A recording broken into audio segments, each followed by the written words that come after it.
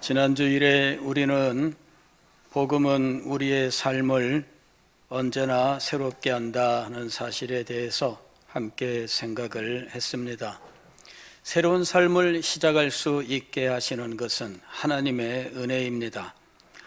새롭게 출발할 수 없다면 우리의 인생은 얼마나 비참하며 불행할까 하는 것이지요. 과거에 후회 없는 생애라고 하는 책의 제목의 책이 있었습니다. 이것은 벤저민 프랭클린이라고 하는 18세기 미국의 위인의 생애를 담은 책이었는데 굉장히 오랜 시절, 옛날에 보았던 책의 제목이지만 아직도 마음속에 이 책의 제목이 인상 깊게 남아 있습니다. 후회 없는 생애. 정말 우리의 인생이 후회 없는 생애가 될 수 있다면 얼마나 좋을까요? 그러나 이 세상에 그 누구도 아무리 크게 성공을 한 사람이라 할지라도 후회 없는 생애를 살았던 인물은 아무도 없습니다. 그 누구도 후회 없는 생애를 살았노라고 말할 수 없다 하는 것입니다. 그 사람이 후회 없는 생애를 살았다고 말할 수 있는 이유는 새롭게 출발할 수 있는 기회가 주어졌기 때문이라고 보는 것이 정당할 것입니다. 새로운 출발이 있었기 때문에 그는 이전보다 그 후에 나은 삶을 살 수 있었고 새로운 삶을 살 수 있었다는 것이지요. 새 출발이야말로 진정으로 후회 없는 생애를 살게 하는 원동력이 된다 하는 것을 우리는 알 수 있습니다. 벌써 1월달 다 가고 2022년을 시작하고 한 달이 지나갔습니다. 벌써 2월달이 되었습니다. 어느덧 우리는 12월달을 맞이하고 한 해 동안 우리는 어떻게 살았는지 후회하고 있을지 모르겠습니다. 오늘 이 시간에 이제 새롭게 마음을 정하고 새 출발을 하면서 우리의 삶이 후회 없는 한 해의 삶이 될 수 있기를 주의 이름으로 축원합니다. 새 출발을 해야 한다면 우리는 무엇을 향하여 새 출발을 해야 할까 하는 것이죠. 새 출발을 한다면 좋은 것이 아니라 위대한 것을 향하여 나아가는 것이 마땅하다 하는 것입니다. 즉 우리의 삶은 위대한 것을 추구하는 삶으로 나가야 하는 것입니다. 현재 안주하고 현재 편안한 것들을 그냥 좋아하면서 안일한 이 상태에 머물러 있어서는 안 된다 하는 것입니다. 제가 코로나19 바이러스로 인해서 예배도 축소가 되고 예배드리는 우리의 자세도 점점 흐려지고 하는 이런 현실 속에서 이것이 정당한 것이 아니다, 이것이 정상적인 것이 아니다 치열하게 투쟁하는 이유도 바로 그것입니다. 현재 안주하고 현재 편안한 것에 머물러 있는 것은 결코 옳은 일이 아닙니다.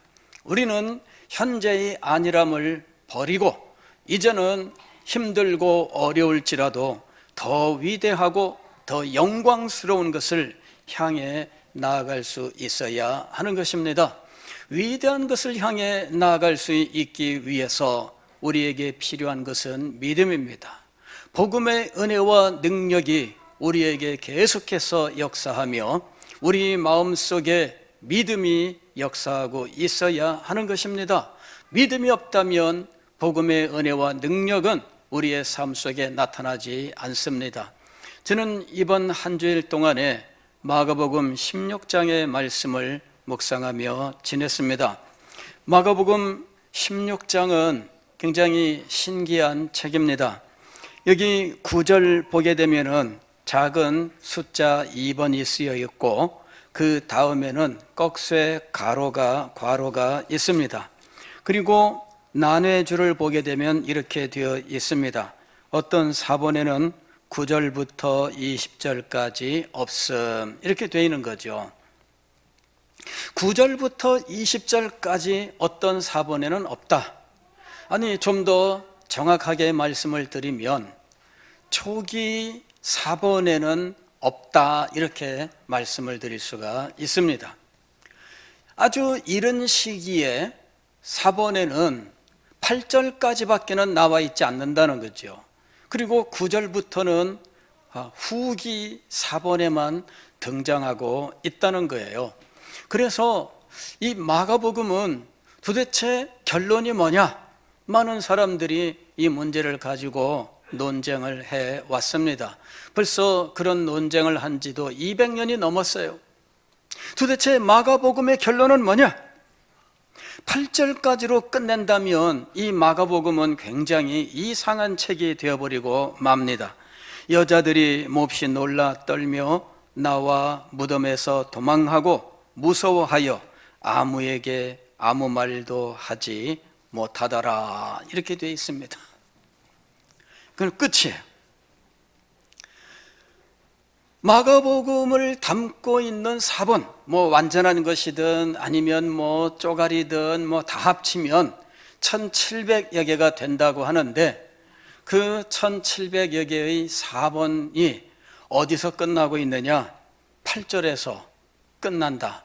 그러면 참 이상한 거예요.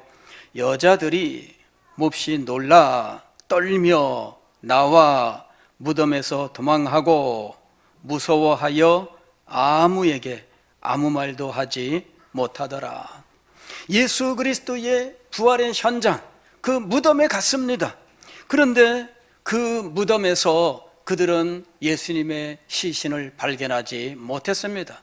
그리고 그들은 빈 무덤을 보고 깜짝 놀랐던 것이지요.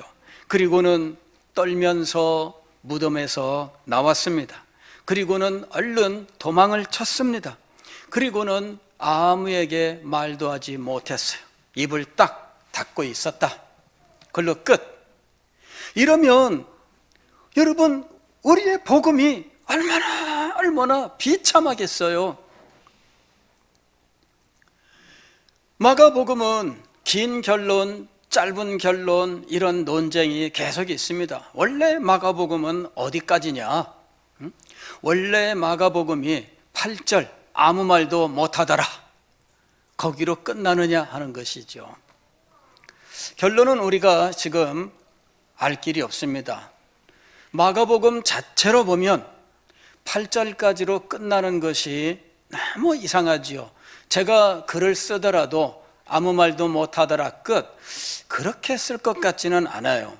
그래서 나중에 천국에 가서 아마도 확인을 해봐야 될 겁니다. 마가복음은 마가가 썼다고 하는데 마가를 만나면은 물어봐야 됩니다. 도대체 8절에서 끝냈습니까? 그 다음에 또 다른 내용이 있습니까? 후대 사람들이 8절까지 끝나는 이것이 도무지 이상하다, 그렇게 해서 마태복음, 누가복음, 요한복음을 참조해서 뒷부분을 완성하여 넣은 것이 아닌가 하는 이야기들이 있습니다. 또 어떤 사람들은 후대에 이것이 첨가되긴 했지만 원본과 다를 바 없다, 이렇게 주장한 사람도 있습니다. 그 결론이 무엇인지 우리는 정확하게 확인할 길이 없습니다. 다만 저는 이 성경을 보면서 8절에서 끝나서는 안 된다라고 하는 아주 강력한 마음을 가지게 되었어요. 여자들이 몹시 놀라 떨며 나와 무덤에서 도망하고 무서워하여 아무에게 아무 말도 하지 못하더라. 이것이 오늘날 우리의 상황이 된다면 우리는 절망적인 존재들에 불과할 것입니다. 우리가 코로나19 바이러스 시대에 이런 상황에 빠져 있지는 않느냐, 이런 생각을 갖게 된 거예요. 오늘 우리들이 코로나19 바이러스에 놀라 떨며 무서워하고 아무 말도 하지 못하더라, 이런 상황이 되면은 안 된다 하는 것입니다. 우리는 계속되는 이야기가 있어야 된다는 것이죠. 왜 아무 말도 하지 못했을까? 원문에는 이 말이 무서워하여, 요 말이 제일 마지막에 나와요. 그리고 마지막 단어가 뭐냐면은 가르라고 하는 말인데, 이 말은 그냥 왜냐하면 뭐 이런 정도의 의미를 가져요. 즉 아무에게도 아무 말도 못한 이유는 무서워하였기 때문이다, 뭐 이런 거지요. 무서워하였기 때문이다. 그리고 9절 이하에 계속되는 이야기, 즉 추가된 결론, 여기를 보게 되면 그들이 무서워한 이유가 등장하고 있습니다. 9절 이하에 보면 이렇게 되어 있습니다.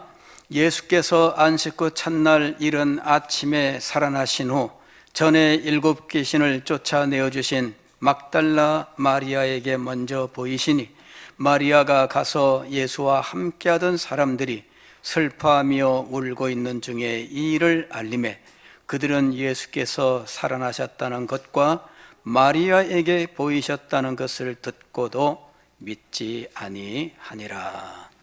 왜 무서워하였을까요? 믿지 아니하였기 때문이죠. 믿음이 없었어요.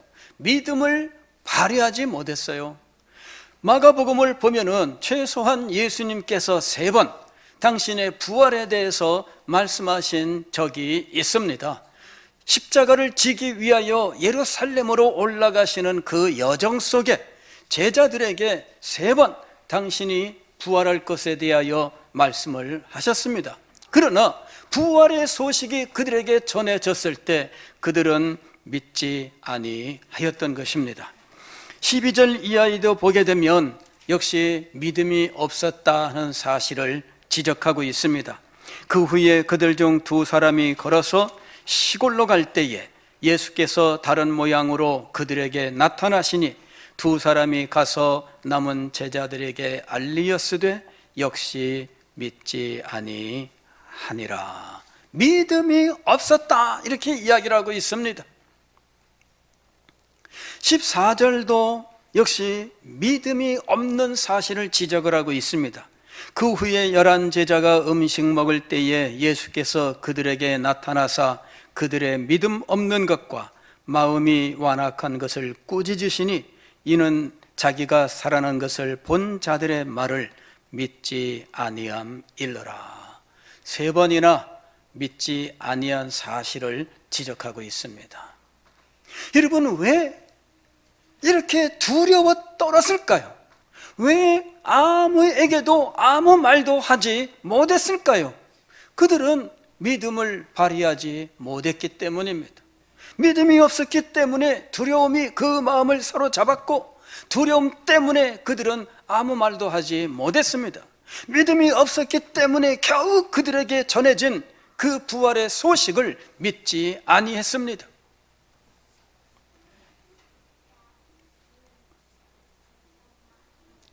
여러분, 저는 이 성경을 읽으면서 참으로 감사했습니다. 8절에서 끝났더라면 어떻게 되었을까? 그러나 괄호 속에 담아서 9절로 20절까지의 말씀이 덧붙여졌습니다. 물론 이것이 원저자의 글인지에 대해서는 오늘 우리들은 확실하게 그렇다고 말씀할 수는 없습니다. 그러나 이 구절이 다른 성경에 나와 있는 마태복음, 마가복음, 누가복음, 요한복음 세 복음서와도 조화를 이루며, 그리고 하나님의 은혜의 역사와도 전혀 상치되지 않는 아주 아름다운 내용을 담고 있다는 것만큼은 누구나 인정할 수 있습니다. 그래서 이 부분이 어떤 사본에는 없다 하면서도 이 내용을 여기에 첨가하고 있는 것입니다. 사랑하는 성도 여러분, 8절에서 끝났다면 어떻게 되었을까요? 저는 8절 이후에 주님께서 믿음이 없는 사실을 지적하시고 그들에게 복음의 은혜와 능력이 임하는 것을 말씀하는 내용이 있다는 것이 얼마나 감사했는지 모릅니다.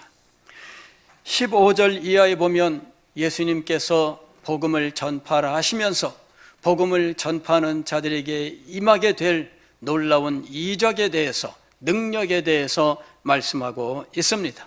그리고 이 말씀을 들은 제자들은 복음을 들고 나아갔는데 주님의 말씀대로 이적이 그들의 사역에 함께 나타났다 하는 것입니다.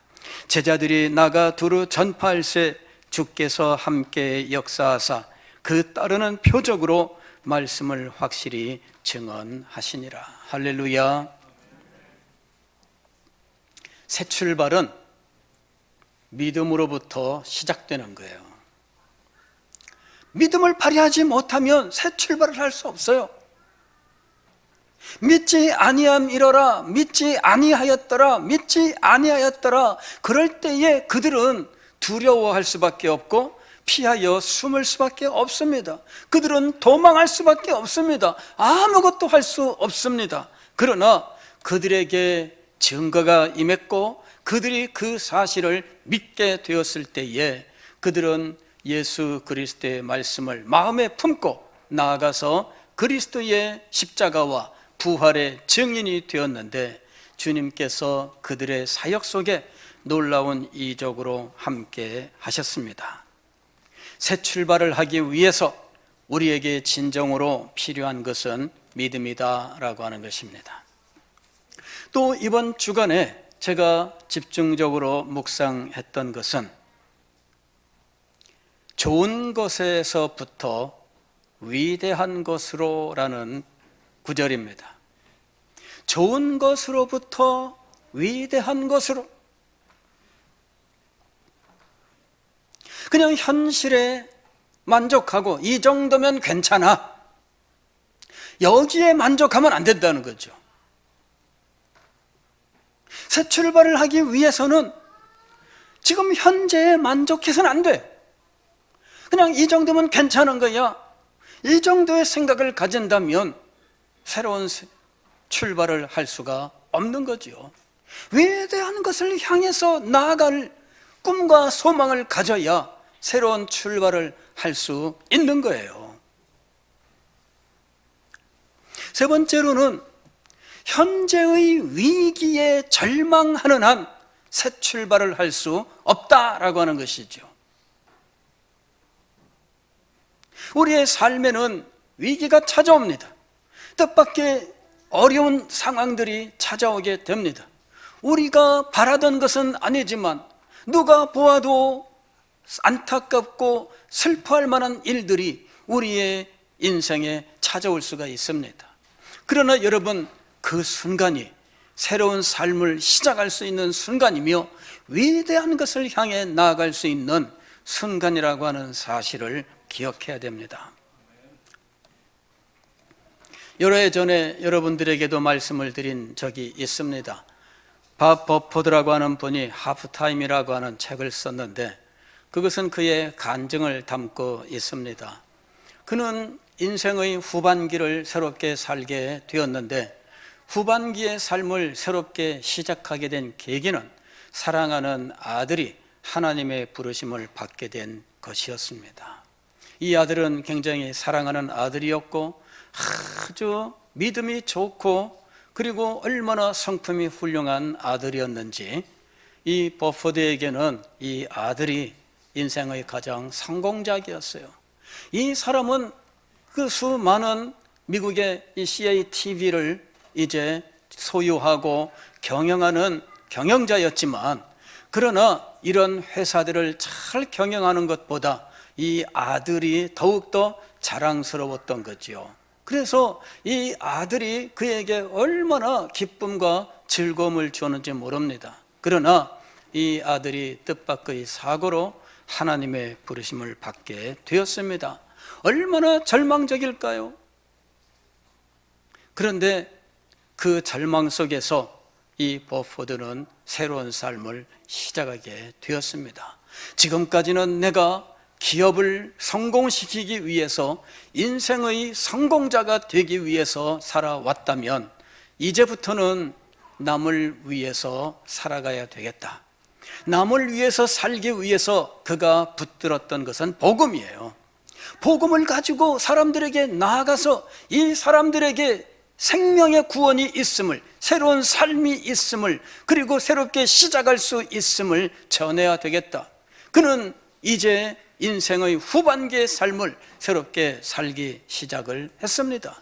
이제까지 삶의 목적과 방향이 전혀 바뀌어지게 되었어요.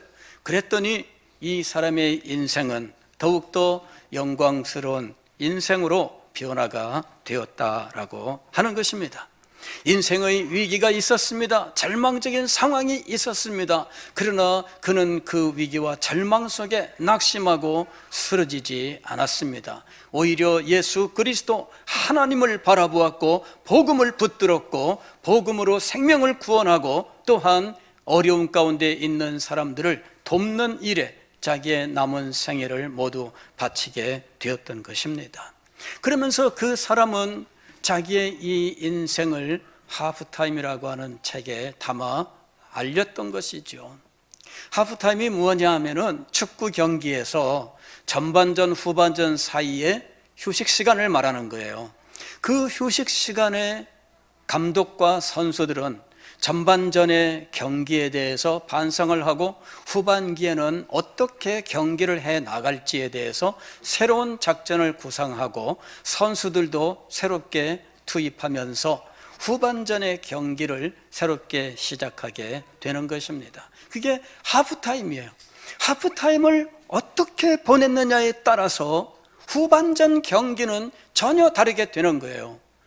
하프타임을 적절하게 활용하지 못한다면 후반전 경기를 제대로 운영할 수가 없습니다.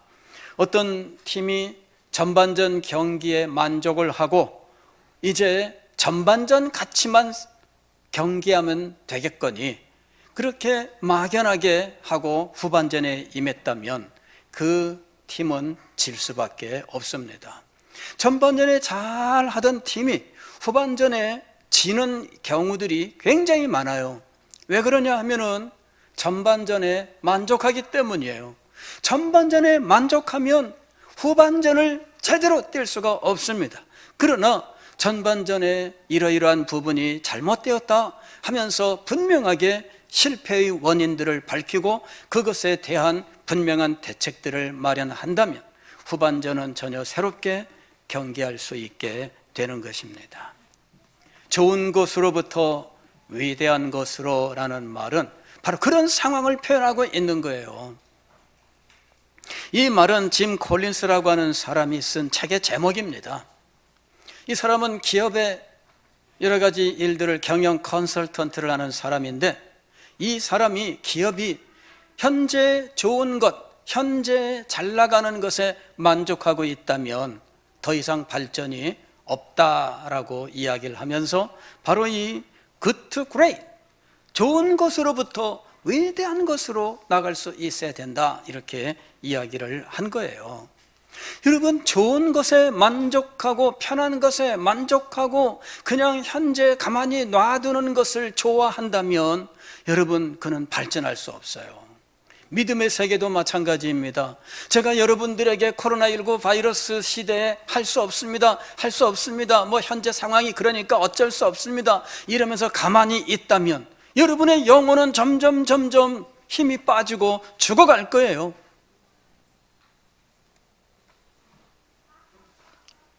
제가 할 일은 이런 시대에 여러분을 깨우는 겁니다.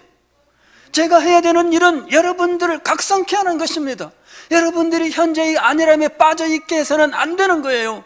그렇다면 제가 직무유기를 하고 있는 거지요. 저 자신도 그런 상황 속에 저를 용납해서는 안 됩니다.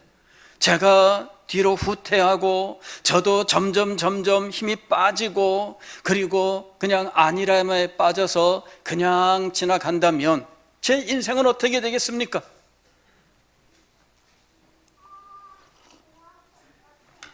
만족할 수가 없어요. 메시지 사역도 마찬가지입니다. 제가 현실에 안주하고 있었다면 어떻게 될까요? 제 영혼도 살지 못하고 여러분의 영혼도 살지 못하는 것입니다.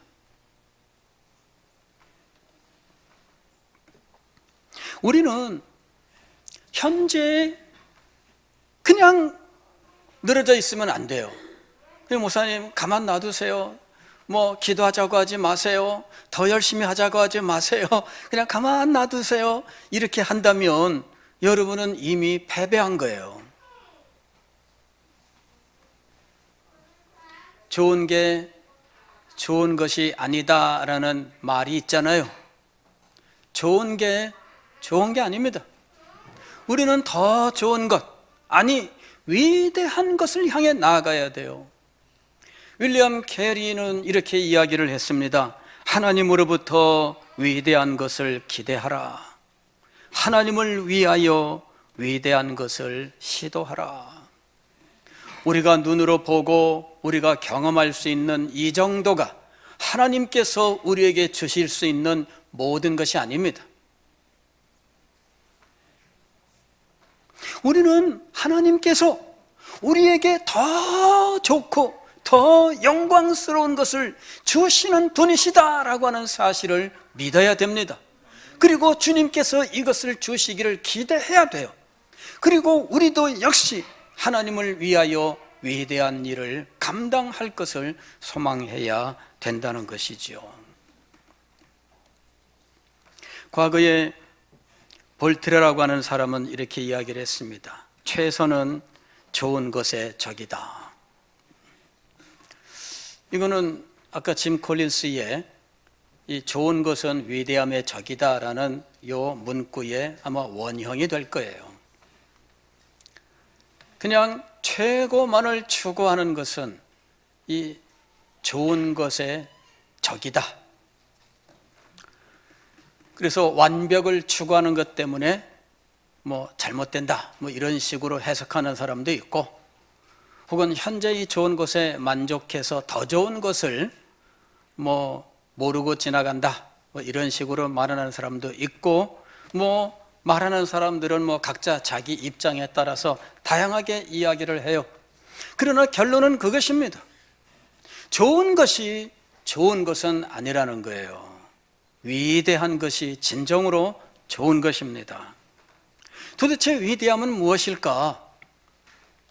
니체라고 하는 사람은 이렇게 이야기를 했습니다. 위대함을 위한 나의 공식은 자신의 운명을 사랑하는 것이다. 하나님이 없는 사람은 자기의 인생, 자기 이 자신을 긍정해요. 그냥 내 삶의 현재를 긍정하는 것이 위대한 거다. 뭐 허망한 소망을 바라고 헛된 것을 기대하는 것은 잘못된 것이다. 뭐 이런 의미를 가지고 있겠지요.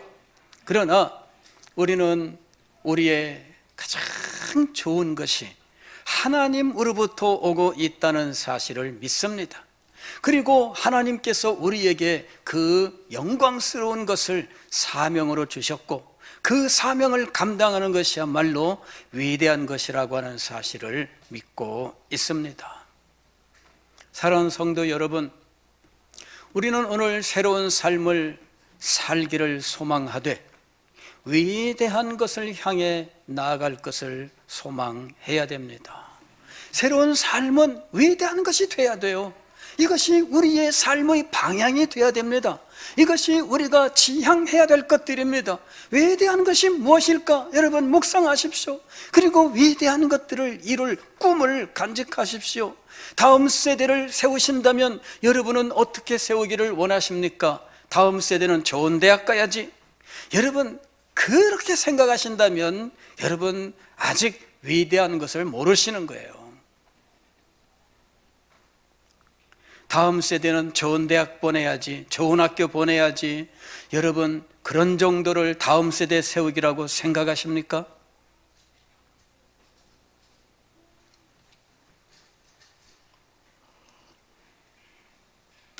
다음 세대 세우기는 공부 잘하라, 이것이 다음 세대 세우기일까요?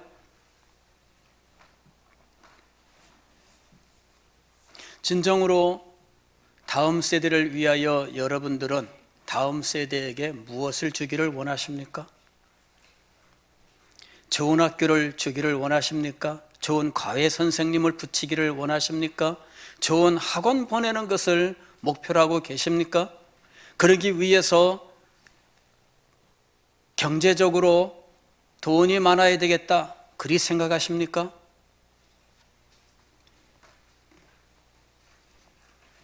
다음 세대에게 위대한 것을 가르쳐야 돼요.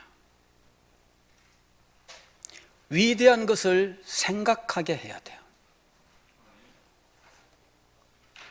위대한 것이 무엇인지를 생각하게 하고 위대한 것을 향해 살아갈 수 있도록 그 마음을 격려해야 돼요.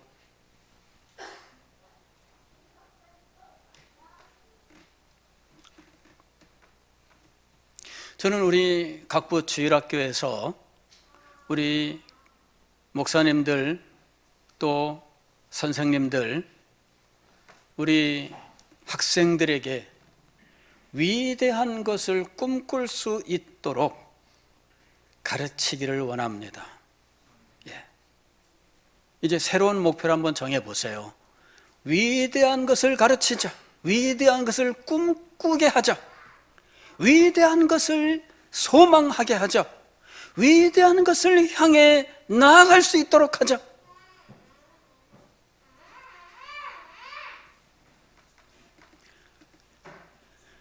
하나님으로부터 위대한 것을 기대하라. 하나님을 위하여 위대한 것을 시도하라. 예수 그리스도의 십자가는 바로 이러한 삶을 우리가 살 수 있도록 하셨습니다. 복음은 우리가 이 위대한 것을 꿈꿀 수 있도록 우리의 삶을 완전히 새롭게 변화시켜 놓았던 것입니다. 복음의 은혜와 능력이 우리에게 역사하고 있다면 위대한 것을 꿈꾸며 소망하며 이것을 이루기 위해서 살아가는 삶을 살게 될 것입니다. 복음은 위대한 것입니다. 그리고 복음을 가진 사람은 위대한 것을 꿈꾸며 살아갈 수 있습니다. 그리고 마침내 그것을 이룰 수 있게 될 것입니다. 사랑하는 성도 여러분, 우리 교회가 이 시대를 이겨 나아갈 수 있도록 위대한 것을 꿈꾸고 소망하며 헌신하며 다음 세대를 위한 그 위대한 것을 향해서 세워 나아가는 교회가 될 수 있기를 주의 이름으로 축원합니다. 기도하겠습니다.